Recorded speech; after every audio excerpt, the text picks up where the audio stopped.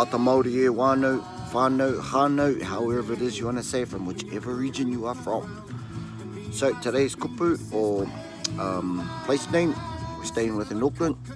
We're going across the bridge there over the North Shore to a place called Takapuna. That's Takapuna. Alright, not Takapuna. Bloody Australian twang. Yep, so anyway, we'll get straight into it. Alright, repeat after me.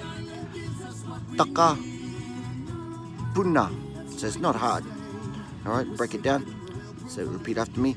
Ta ka pu na. Okay, so it's all short vowels.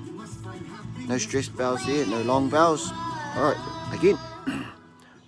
Ta ka pu na. Alright, just keep all your vowels nice and short.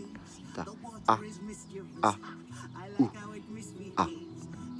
Alright, that's all there is to it. Ah, ooh, ah. Ooh, sound like a monkey. Ooh, ooh, eh. Yep, so ta, ka, pu, na.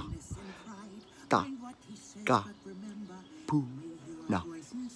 Takapuna. Takapuna. Easy.